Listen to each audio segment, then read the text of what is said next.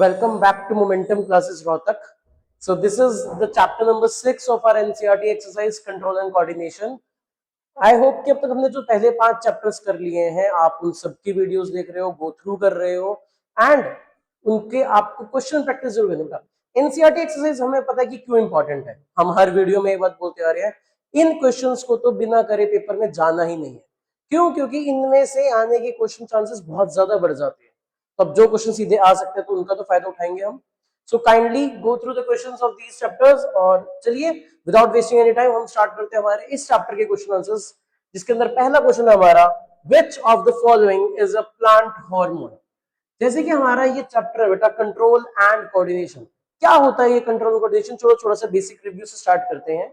जब हम बात करते हैं कंट्रोल एंड कोऑर्डिनेशन की, तो उसके अंदर मतलब होता है कि हम हमारी बॉडी को कैसे कंट्रोल कर रहे हैं। अब हमें पता है, देखो हमारे पूरे बॉडी स्ट्रक्चर की हम बात करें, वी हैव हैंड्स, हमारी आंखें हैं, हम सुन पा रहे हैं, हम स्मेल कर पा रहे हैं, हम देख पा रहे हैं।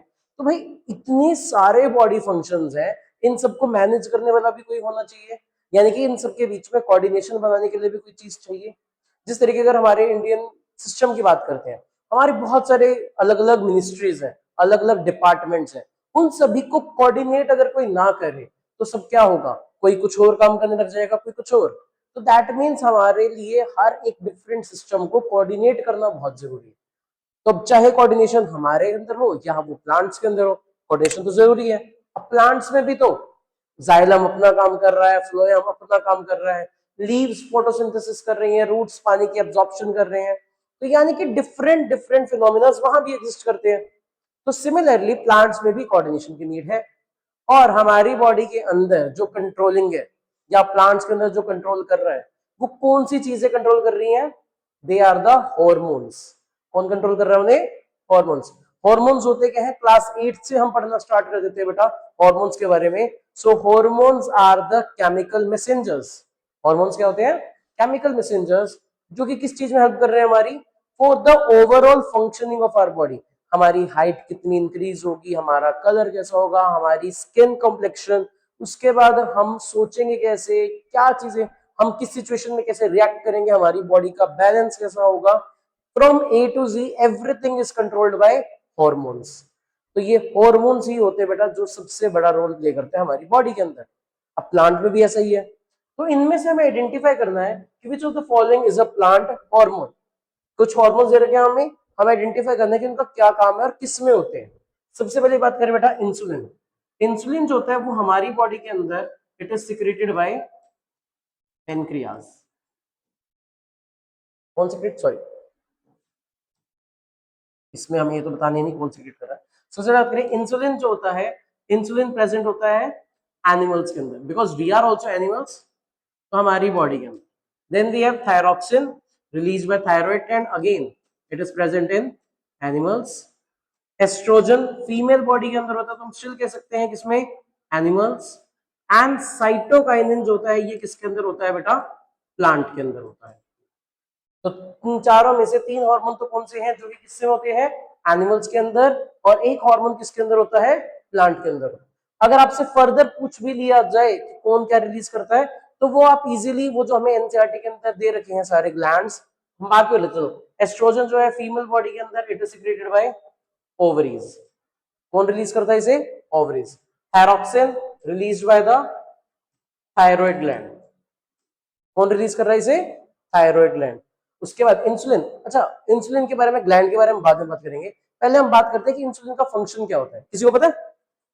यस, जो हमारी बॉडी के अंदर शुगर लेवल को क्या करता है? मेंटेन करता है। इंसुलिन के साथ साथ कोई और हार्मोन भी है जो शुगर लेवल को मेंटेन करता है? यस, इंसुलिन के अपोजिट वर्क करने वाला, दैट इज ग्लूकागॉन। कौन सिक्रेट करता है? ग्लूकागॉन। ये दोनों जो होते हैं इंसुलिन और ग्लूकागॉन, दोनों एक दूसरे के बिल्कुल अपोजिट फंक्शन करते हैं। तो इस क्वेश्चन तक हम एक बार रहते हैं, रुकते, चलो आगे बात करेंगे। इस क्वेश्चन में बात करें, क्या बताना था हमें, कौन सा प्लांट हार्मोन है? The answer is cytokinin. Cytokinin के अलावा बहुत सारे प्लांट हार्मोन्स होते हैं जो हम फर्दर इस वीडियो में आगे बात करेंगे। Next question, the gap between two neurons. सबसे पहली बात तो यहीं पे एक चीज कर लो, neurons are also known as nerve cell. Neurons को हम क्या बोलते हैं साथ साथ? Nerve cell. क्यों बोलते हैं? क्योंकि जितने भी हमारी बॉडी की नर्व्स हैं they are made up of neurons. आपने पक्का पढ़ा होगा ना, longest cell of the human body, हमारी बॉडी के अंदर सबसे लॉन्गेस्ट सेल कौन सा होता है? न्यूरॉन सेल होता है। हम सिर्फ इन क्वेश्चंस की बात नहीं कर रहे हैं बेटा, इसके साथ साथ क्या और क्वेश्चंस आ सकते हैं कि लॉन्गेस्ट सेल पूछ लिया आपसे एमसीक्यू के अंदर, वन वर्ड के अंदर आपसे लॉन्गेस्ट सेल पूछ लिया, तो वहां भी याद रखना है कि neurons are the longest cell of the human body. अब जब हम बात करते हैं बेसिक रफली स्ट्रक्चर हम देखें न्यूरॉन का, तो वो कुछ इस तरीके से दिखता है हमें। यहां से डबल रहेगा ये ऊपर से, एंड उसके बाद दिस विल बी फर्दर, थोड़ा सा यहां से चेंज करते हैं, ये हो गया, दिस इज हियर, हाँ दिस फर्दर नीचे ग्लोब्यूल्स होते हैं इसके, यहाँ पर टाइनी ग्लोब्यूल्स, थोड़ा सा फनी रहेगा, और यहाँ पर हमारे पास होते हैं इसके डेंड्राइट्स।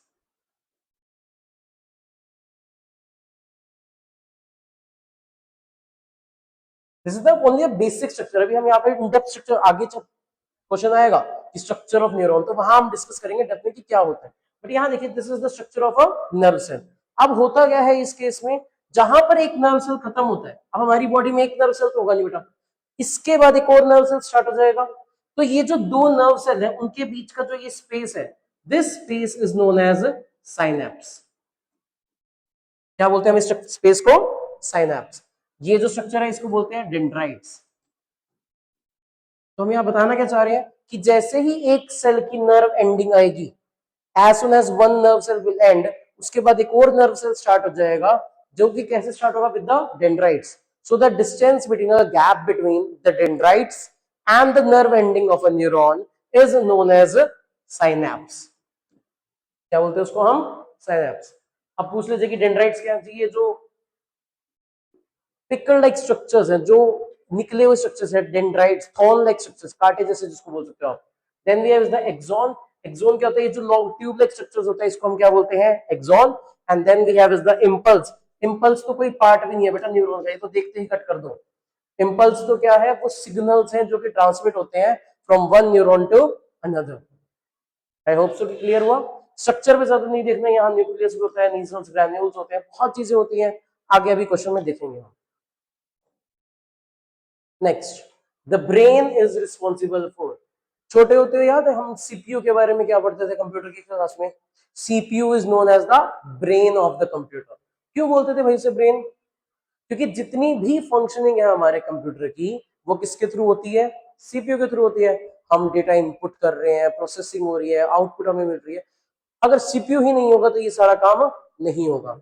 सिमिलरली हमारी बॉडी के अंदर जितनी भी फंक्शनिंग, हमने स्टार्टिंग बात करी कि हार्मोन्स कंट्रोल करते हैं, पर कौन सा हार्मोन कितना रिलीज होगा उसको कौन कंट्रोल कर रहा है भाई? It is controlled by brain. तो ब्रेन के बिना अगर किसी का ब्रेन फंक्शन ना करे तो आप सोच लो क्या होगा। कितनी बार हम बोलते हैं ना कि भाई तेरे में दिमाग है या नहीं है, कोई बकवास बात करते हैं तो दिमाग है या नहीं है, दिमाग ही क्यों बोलते, क्यों नहीं बोलते जुबान है या नहीं है? क्योंकि जुबान का तो सिर्फ, टंग का तो एक ही फंक्शन है, टू स्पीक, टू टेस्ट या फूड को इनटेक करना। वेयरएज ब्रेन, दिस पार्ट जो हमारे स्कल के अंदर है, इतना भारी जो स्कल दे रखा है, वो क्यों दे रखा है? ताकि आप सिर्फ और सिर्फ इस पार्ट को प्रोटेक्ट कर सके। So the brain is responsible for किस किस चीज के लिए? ऑब्वियस ही बात है, थिंकिंग। सोचने के लिए तो सबसे पहले क्या चाहिए हमें? दिमाग चाहिए, ब्रेन चाहिए। तो यहां तक तो दिमाग लगाने की जरूरत भी नहीं है, ये तो करेक्ट है। Then controlling the heart beat. भाई अब हार्ट बीट की अगर हम बात करें, टॉक अबाउट हार्ट बीट,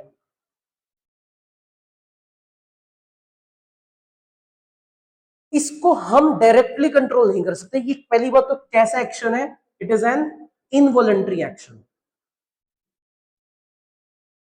कैसा एक्शन है? Involuntary action. और इनवॉलंटरी एक्शंस को आप चाह के कंट्रोल नहीं कर सकते, बट स्टिल आपका ब्रेन ही है जो ये रिस्पॉन्स देता है। मान लो आप कहीं पर किसी इमरजेंसी सिचुएशन में हो, भाई बहुत बड़ा डेंजर आ गया पीछे से, लेट्स से कि आपके पीछे कोई एक जंगली जानवर पड़ गया, अब क्या होगा? आपको तेज भागना है, तेज भागने के लिए एनर्जी चाहिए। एनर्जी कब मिलेगी? जब हर एक सेल तक ज्यादा ब्लड, ज्यादा फूड पहुंचेगा। अब ज्यादा ब्लड कब पहुंचेगा? जब हमारी हार्ट बीट क्या हो जाएगी? इंक्रीज। इसी वजह से जब कोई इमरजेंसी सिचुएशन या कुछ डेंजरस सिचुएशन आती है तो इमीडिएटली हमारी हार्ट बीट क्या हो जाती है? इंक्रीज। कौन कर रहा है ये इंक्रीज? हम तो नहीं कर रहे। मैं तो कभी नहीं कहूंगा ना अपने हार्ट को कि भाई अब तेज धड़कना शुरू कर दे, या अब मेरा मन है सोने का तो एक काम कर धीरे धड़कना शुरू कर दे। We can not control that. और जिसको हम कंट्रोल नहीं कर सकते they are involuntary, but still there is a part of our body which is controlling the heart beat as well, which is the brain. So brain controls the heart beat. Next, balance of the body. भाई ये तो बहुत जरूरी है। सच बताना कि जब सिर दर्द या चक्कर आ रहे हो, तो चक्कर आना क्या है? जब हमारी बॉडी डिसबैलेंस होना स्टार्ट हो जाती है। क्यों हो रही है? क्योंकि our brain is not able to function properly. जब आप प्रॉपर स्लीप नहीं लेते, प्रॉपर डाइट नहीं लेते, प्रॉपर न्यूट्रिशन नहीं लेते, तो ब्रेन सेल्स को इनफ एनर्जी नहीं मिलती। और अगर ब्रेन सेल्स को इनफ एनर्जी नहीं मिलेगी, तो वो कभी भी आपकी बॉडी के बैलेंस को भी कंट्रोल नहीं कर पाएगा। So brain has a function of controlling the balance of the body as well. So हमारा आंसर क्या निकल कर आया यहाँ से? All of these. जितने भी फंक्शन, इसके अलावा बेटा कोई और फंक्शन भी आ जाता, like speaking, reading, writing, learning, जितने भी फंक्शंस हैं वो सभी के सभी कौन कंट्रोल कर रहा है? हमारा ब्रेन कंट्रोल कर रहा है। अब कई बार क्वेश्चन आता है माइंड में हमारे ये कि सर इतने सारे फंक्शन, इकलौता ब्रेन कैसे? भाई ब्रेन इकलौता जरूर है, और उसके भी हम तीन पार्ट्स पढ़ते हैं, fore brain, mid brain and the hind brain. और इन सब के भी आगे सब पार्ट्स बेटा, हिंड ब्रेन भी आगे तीन पार्ट्स में डिवाइड होता है। लाइक हमारा अगर हम बात करें सेरेबेलम के, पोन्स, मेडुला ऑब्लिंगेटा जो इसके अंदर आता है, तो यानी कि हमारे ब्रेन के अंदर भी बहुत सारी चीजें हो रहा है, और हर किसी चीज का अपना एक स्पेसिफिक फंक्शन है। बैलेंस भाई तू संभालेगा, रीडिंग राइटिंग का तू संभालेगा, हंगर, थर्स्ट की भूख कितनी लगी है, प्यास कौन लगी है, वो अलग पार्ट संभालेगा। वो हम आगे इस वीडियो में बात करेंगे जब हम पार्ट्स ऑफ द ब्रेन की बात करेंगे। तो यहां पर हमें ये समझना कि brain is responsible for all of these function. इसके अलावा बेटा कोई और फंक्शन भी आ जाएगा तो भी आप यही लिखोगे कि yes it is controlled by brain. Next question, what is the function of receptors in our body? आगे क्वेश्चन भी नहीं पढ़ेंगे, हम पहले धीरे धीरे करके स्टार्ट करते हैं। लेट अस से, सबसे पहले कह दिया इन्होंने रिसेप्टर्स। क्या ये वर्ड किसी और से मिलता जुलता लग रहा है? Yes, receptors means receivers. अब मैं एक बात छोटी सी एग्जांपल अपनी रियल लाइफ से रिलेट करेंगे। अगर मेरे सराउंडिंग में कुछ गर्म वेसल रखा हुआ है, कोई गर्म बर्तन रखा हुआ है, और भाई हम अपनी मस्ती में घूम रहे हैं, मस्ती कर रहे हैं, और सडनली हमारा हाथ उस पर लग जाता है, भाई क्या करते हैं एकदम से? जैसे हाथ लगा वापस। क्यों? क्योंकि आपकी स्किन पर, आपके फिंगर्स पर कुछ ऐसे सेल थे जिन्होंने उस चेंज ऑफ टेम्परेचर को क्या करा? रिसीव करा। चलिए दूसरी बात, आप कहीं से क्रॉस कर रहे हो, आप व्हीकल में हो या किसी और चीज में आप क्रॉस कर रहे हो, and suddenly you get a very bad smell, बहुत ही गंदी ऑर्डर आती है। सडनली हमारा एक इंपल्सिव रिएक्शन होता है कि हम we just cover our nose, हम अपने नोज को कवर कर लेते हैं। क्यों? हमें कैसे लगा कि बैड ऑर्डर आई? Because our nose also has certain cells जो कि ये चेंज इन स्मेल को डिटेक्ट करते हैं। सिमिलरली अगर मैं आपको आपकी आईज क्लोज करके आपको कुछ खिलाना शुरू कर दूं, आप खा रहे हो, आपको टेस्ट आया कि मीठा है, आपने एक और खाया मीठा, तीसरा खाया मीठा, एंड सडनली मैं क्या करूंगा? I just replace the sweet item with a spicy item. गर्म मीठी चीज को एक तीखी चीज से रिप्लेस कर दिया, आपने खाया, आप सडनली उस पर रिएक्ट करोगे। क्यों करोगे? बिकॉज आपकी टंग पे क्या है? कुछ ऐसे सेल्स हैं जो कि ये चेंज ऑफ टेस्ट को डिटेक्ट कर रहे हैं।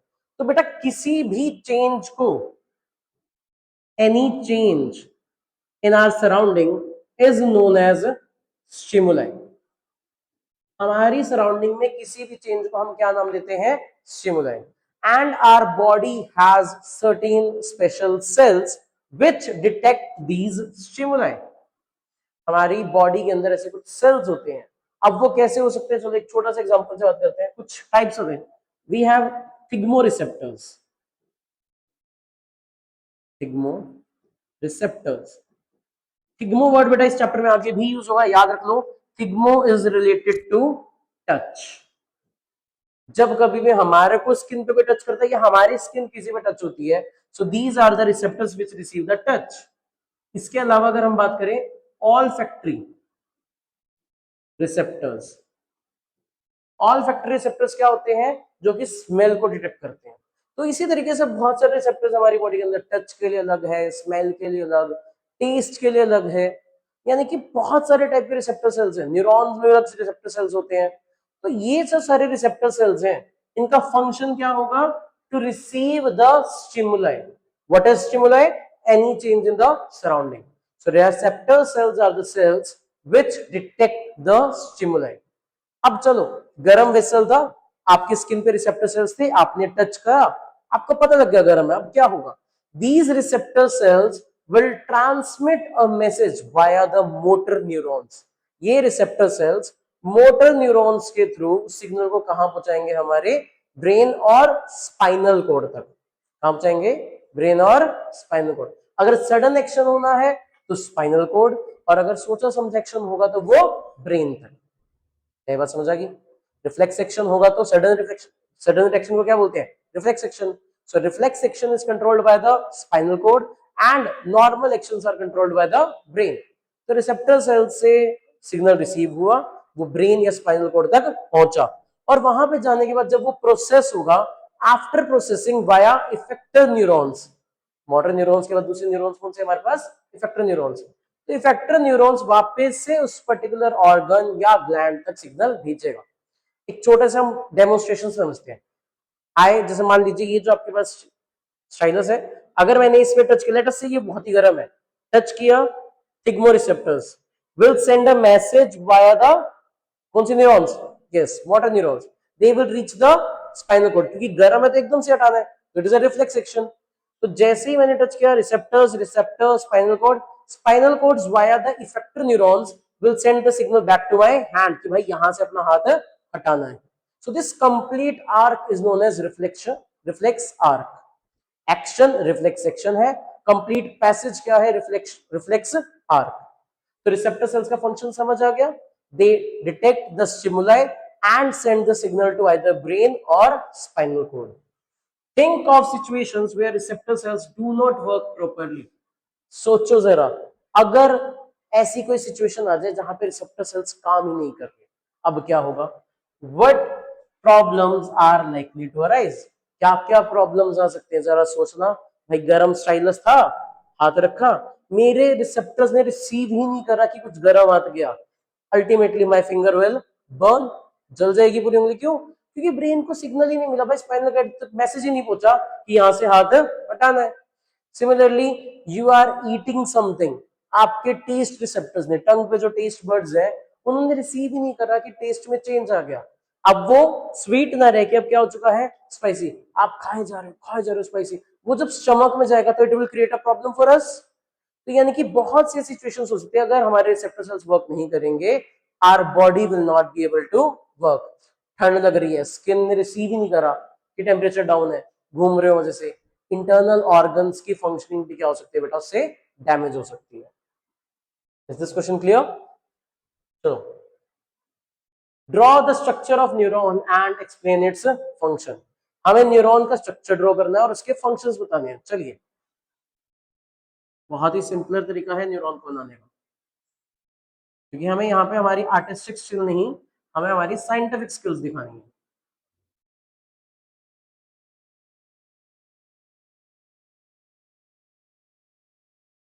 This might feel a bit funny, क्योंकि है भी थोड़ा सा फनी।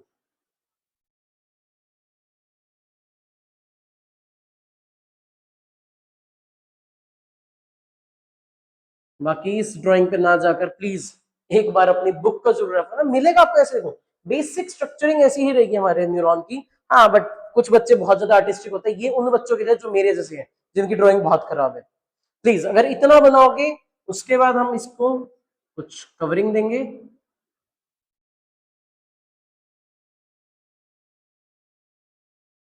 इसे थोड़ा सा, इसे तो अच्छा से बना सकते हैं हम, रेक्टेंगल स्क्वायर तो आते हैं बनाने।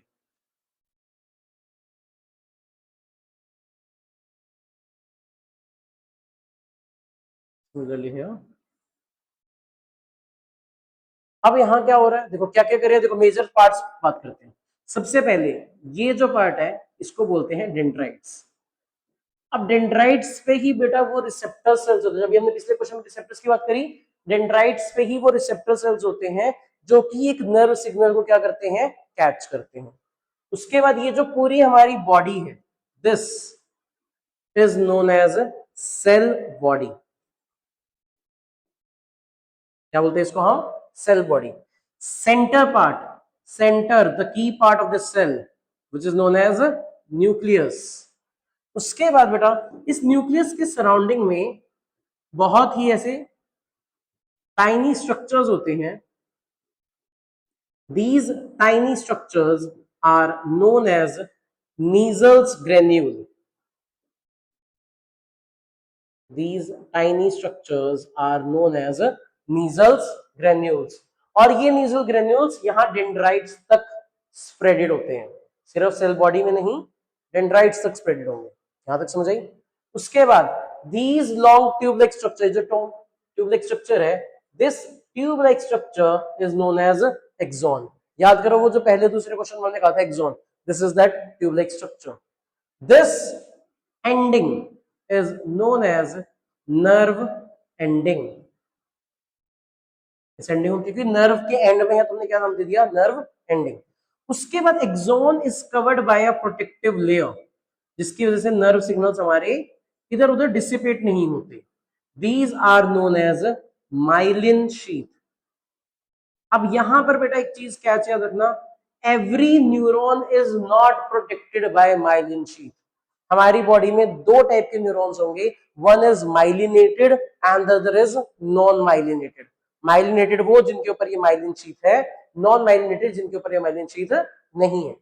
अब इस न्यूरॉन में भी बेटा कुछ ऐसा पार्ट होगा जहां पे नहीं होगी, this part, junction part. These junction part are known as nodes of Renvere. These junction parts are known as nodes of Renvere. अब एक एक करके इन सबके एक्सप्लेन करते हैं स्ट्रक्चर क्या है। सबसे पहले we have dendrites, जैसे कि मैंने आपको बताया, these have the receptor cells which receive the signals. Then we have these nasal granules, protein making parts होते हैं इस सेल के। We have the nucleus, nucleus जैसे कि हर सेल का पार्ट होता है, that it is the main controlling part of the cell.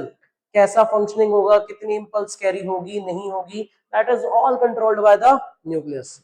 अब इसको फ्लो चार्ट इधर समझो, डेंड्राइट्स ने सिग्नल पकड़कर उसको कहां भेजा?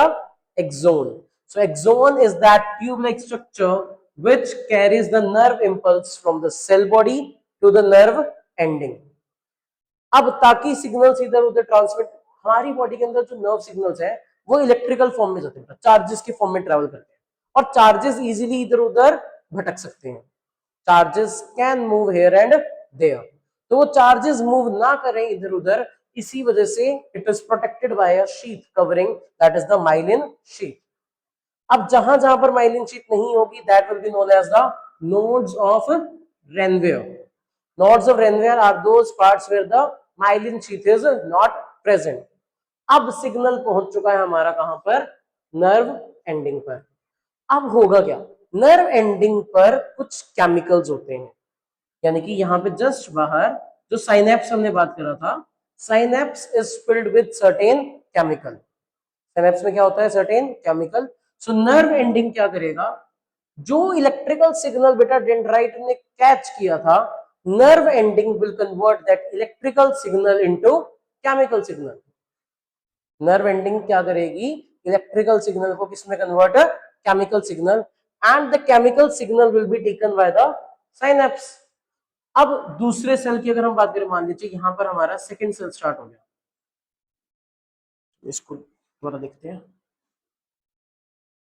यहां जो हमारा साइनेप्स था, अब एक पार्ट का नर्व एंडिंग दूसरे पार्ट के डेंड्राइट से कभी भी टच नहीं होता, उनके बीच में गैप प्रेजेंट होता है।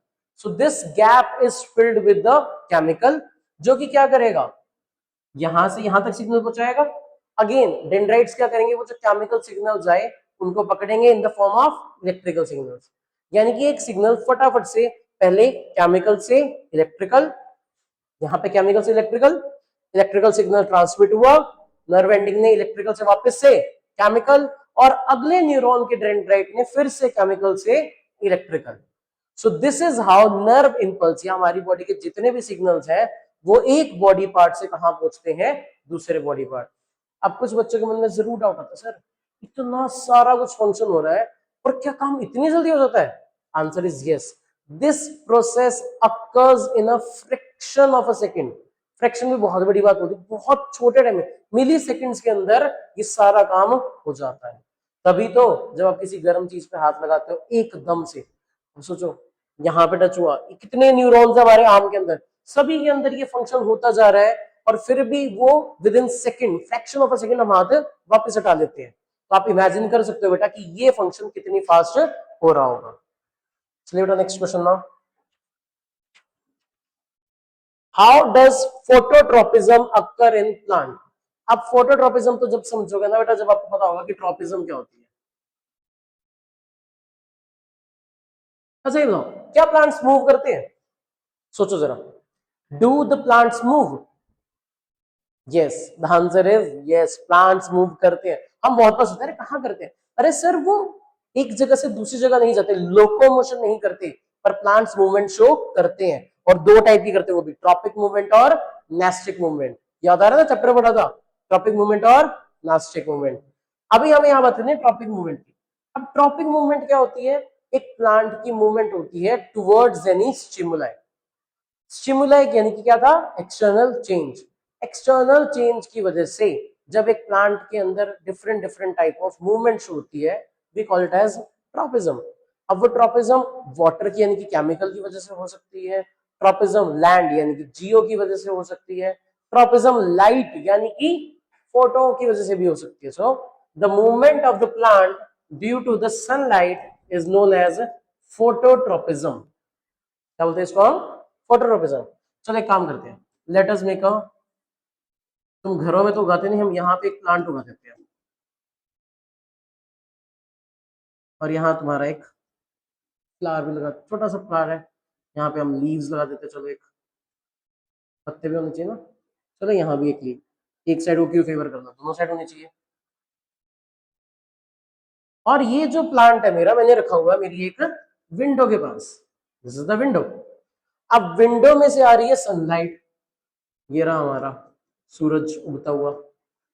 अब क्या हो रहा है, this part of the plant, ये वाला जो पार्ट है, this will receive more sunlight and this part will receive the less sunlight, क्योंकि भाई विंडो उधर है ना, इधर तो कमरा है, सूरज यहां तो आएगा नहीं, सन विल स्टे देयर, जब जब रहेगा सूरज वहीं रहेगा। तो अब ये वाले पार्ट पे सनलाइट ज्यादा आ रही है।